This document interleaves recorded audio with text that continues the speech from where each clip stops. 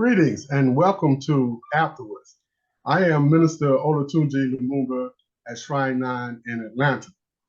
And today we have Baba Mbayu Chui, who delivered an inspirational message on revolutionary love on December the 3rd. If by chance you missed that message, please go to our YouTube channel, Shrine Online, and see that message and many others. Bishop, it is good to have you here with us today. A man of many talents, author, singer, minister, international traveler. You do it all, brother. So we're glad to have you here with us today. I'm always impressed with how you tie your art of storytelling with the messages that you bring and the biblical story. It's always greatly appreciated. Thank you for that. Thank you. In the message that you delivered, you talk about revolutionary love, and oftentimes revolution is generally tied to some progressive social change, and then of course the concept of love. How do these two concepts come together as outlined in the three basic principles of revolutionary love that you touch on: compassion, awareness, and service? If you could just hit the high points of each one of those for us. So what inspired me even to preach on this topic is just the times that we're living in, so devoid of compassion and service and even a clear understanding of reality. You know, it's so devoid of all of that. So just seems like the times that we're living in is really a time where revolutionary love is needed. And you know, our whole concept of love, our Western agape concept of love, is really not the kind of love that Jesus modeled for his followers and disciples. So that's why I felt the need to address it. We don't often think about love in the context of compassion and our relationships with how we treat people. And Jesus always talked about love in that way. How you treat your brother, how you treat your sister. That's how he expressed what love means, what love is. And in these times where we're so divisive and so polarized, you know, as a community, as humanity, it's even more important now that we understand love in that way. That it's our compassion for other people and our relationships with other people and our willingness to forgive other people and all of those things. So compassion is really a big aspect of our expression of love one for another. And then the second component was service. And again, Jesus gives many examples in his parables about how we give service to one another. And the scriptures that I highlighted in the message were just a few of them. Give and there will be gifts for you. For the same measure you give will be the measure you receive. So for him, again, love was about service, what we offer, our gifts, our talents, our skills, our abilities. Do we hoard them? Do we use them only for ourselves, or do we share them with other people? Why do we have gifts and talents if it's not going to be shared with our family, with our community, with the people we care about? So that was the second component. And the third one was our conception of reality. And we don't often tie that into love, but if we don't understand who we are, where we are, how we got here, what's going on, and where we're trying to go, all of those things, our perception of reality and our relationship to reality, then it will be hard for us to love ourselves and the world in which we live. You know, so all three of those components compromise what our beloved founder, Jemo Jebebe Ajiman, described as revolutionary love. Amen. Amen. You make the point that no social movement to affect positive change can be effective without love. And clearly, that revolutionary love was a part of civil rights movement and the Black Power movement. Um, Today, when there's no visible movement, how do we then move our youth to these constructive values of revolutionary love? Well, I think we have to model it. We have to be the models that they need to see, because without those models, it would be difficult for them to internalize the value or the values that revolutionary love represents. So we have to be that model and show them through our actions, not necessarily through our words, but through our actions, what revolutionary love really is. And again, that goes back to our relationships. I think about the story in the gospel where Jesus was in the temple and his parents were looking for him and they got upset. We were looking for you. Where the heck were you?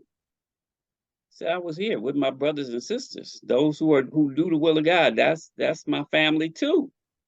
So his whole conception of his relationship to the community and his role in community was what rooted him in his ability to express love and to model that for other people. So I think that's what we have to be for the youth, uh, in the absence of, like you said, any kind of movement that demonstrates love in that way.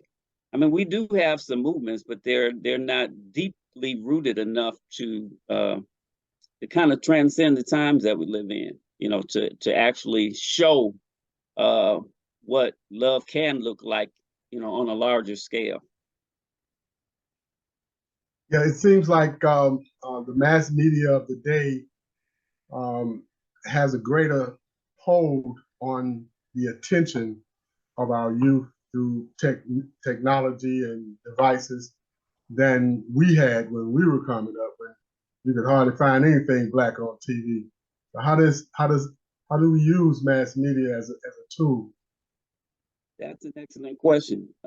Because we now have the ability to create content and to share that content, we have like a huge global paintbrush that we can use to paint pictures and images and symbols and craft messages that can stir uh, the ruminations of what love really can be on a community level, on a global level, if we have a mind to. So it's the possibilities are limitless in terms of what we can do with the resources that we have to generate those messages. I was having a conversation a couple of weeks ago with Reverend Dr. Ishara when I was in Atlanta. And she said, we need to bring back the arts. We need to bring back and I said, you are absolutely right, because that's how the messages can get to our young people through music, through theater, through any kind of audio visual platform, through spoken word. You know, those are the mediums that we need. If you recall, when we were coming up in the 60s and 70s, everything was in the music. It was in Black arts. It was in our culture. And so we got the messages coming at us a lot of different ways. Amen. Amen. It is a wonderful time to be able to show ourselves in the light that many of us have never seen before. And some of us were fortunate to hear master teachers in writing talk about the past. But now, as you indicated, we can actually use the imagery to help develop self-esteem. How does revolutionary love express itself through the programs and institutions of the Pan-African Orthodox Christian Church? Good question. When anything that we build or create that serves the needs, that fills a void in our community, is an institution grounded in love. So whether it's a youth program, whether it's Butylland Farms and Corporate, anything that we build that serves the needs and the interests of our community is an institution rooted in love. any services that we provide, whether at the shrine or through the bookstore and culture center or through any other institutional mechanism that we have, is an expression of revolutionary love. So all of our institutions can be, uh, again, examples of what that can look like. And the impact that we have in our community is really contingent upon that. Yes, since you are so close to our community on the continent, how have you experienced that revolutionary love in what we're doing there? Uh, Again, modeling. I spend most of my time when I'm on the ground in the motherland, I'm modeling for them uh, what that can look like. All the partnerships that we create. Um, and I spend a lot of time trying to tear down divisions among our people. We have so many divisive attitudes and behaviors because of colonization in Africa and because of our own history uh, uh, and the social policies and political policies that have been put in place there and here by Europeans to keep us divided.